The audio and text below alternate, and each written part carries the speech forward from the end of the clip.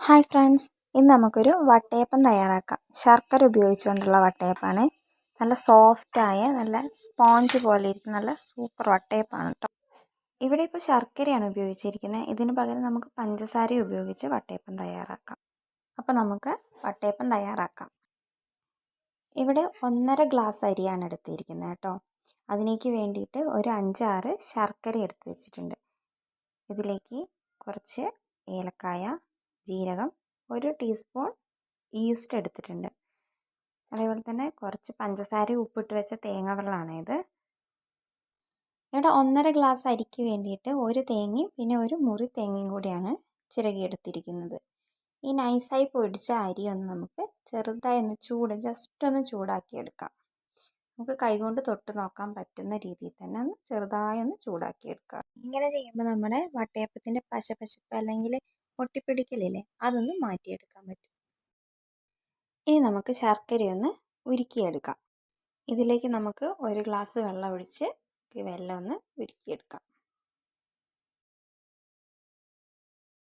അടുത്തതായിട്ട് നമുക്ക് തേങ്ങയും ഏലക്കായും ജീരകവും ഒക്കെ ചേർത്തൊന്ന് ചതച്ചെടുക്കണം. ഈ സമയത്ത് നമുക്ക് നേരത്തെ എടുത്തു വെച്ച തേങ്ങ വെള്ളം കൂടി ചേർത്ത് നന്നായി ഒന്ന് അരച്ചെടുക്കാം. തേങ്ങാവെള്ളം ഇപ്പോൾ ചേർക്കുന്നതെന്ന് വെച്ചാൽ മാവ് കുഴയ്ക്കുമ്പോൾ ഈ തേങ്ങ ചേർത്ത് കുഴയ്ക്കുമ്പോൾ തന്നെ ഏകദേശം ഒന്ന് നനഞ്ഞ് കിട്ടും.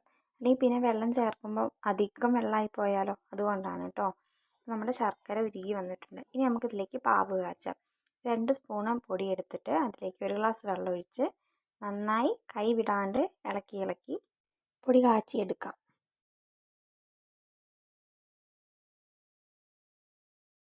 നമ്മൾ പൊടിയൊന്ന് വെള്ളമൊഴിച്ച് നന്നായി മിക്സ് ചെയ്തതിന് ശേഷമാണ് അടുപ്പത്തേക്ക് വെക്കുന്നത്. അല്ലെങ്കിൽ അടി പെട്ടെന്ന് കരിഞ്ഞു പോകാൻ ചാൻസ് ഉണ്ട്.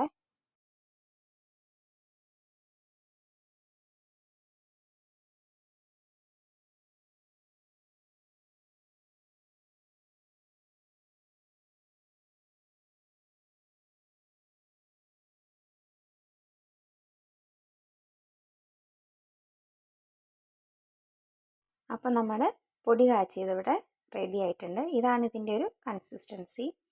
ഇനി നമുക്ക് ഇതൊന്ന് എല്ലാം പൊടിയും തേങ്ങയും എല്ലാം കൂടി ഒന്ന് മിക്സ് ചെയ്തെടുക്കാം. നമുക്ക് പൊടി ഇട്ട് കൊടുക്കാം.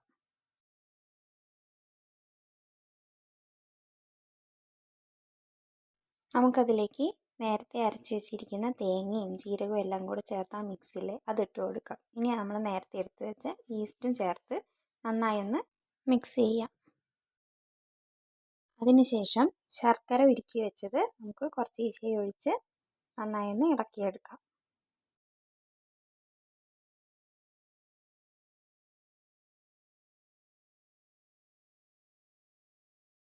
ഇനി അവസാനമായിട്ട് നമുക്ക് ആ പൊടി കാച്ചി വെച്ചത് കൂടി ഒന്ന് ചേർത്ത് ഇളക്കിയെടുക്കാം. അപ്പോൾ നമ്മുടെ മാവിൻ്റെ പരുവം ഏകദേശം ഒന്ന് റെഡിയായി വന്നിട്ടുണ്ട്. ഈ സമയത്ത് നമുക്ക് മധുരമൊക്കെ ഒന്ന് ചെക്ക് ചെയ്യാം കേട്ടോ. ഇതിനെ നമുക്ക് എടുത്തു വയ്ക്കാം. ഇപ്പോൾ സമയം 8 മണി. ഇനി നാളെ രാവിലെ ആട്ടോ അത് തുറക്കുക. മാവ് പൊന്തി വന്നത് എടുക്കാൻ വിട്ടുപോയതാണേ. നമുക്കൊന്ന് നന്നായി മിക്സ് ചെയ്തെടുക്കാം.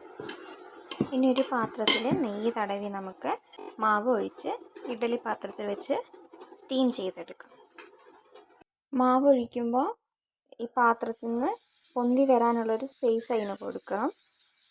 കുറച്ച് മാത്രം ഒരു 2-3 തവി ഒഴിച്ചിട്ട് അങ്ങനെ നമുക്ക് സ്റ്റീം ചെയ്തെടുക്കാം. എന്നാലാണ് നമ്മൾ കറക്റ്റായിട്ട് അത് പൊന്തി വരുള്ളൂ. അത് ഞാൻ ഒഴിക്കുന്നത് വിട്ടുപോയതാണ്. ഇനി നമുക്ക് നമ്മുടെ വട്ടയപ്പം റെഡിയായി കിട്ടിയിട്ടുണ്ട്. അപ്പം നമുക്കതൊന്ന് മുറിച്ച് ഞാൻ കാണിച്ചു തരാം. അപ്പോൾ എല്ലാവരും ഈ രീതിയിലൊന്ന് വട്ടയപ്പം തയ്യാറാക്കി നോക്കൂ കേട്ടോ.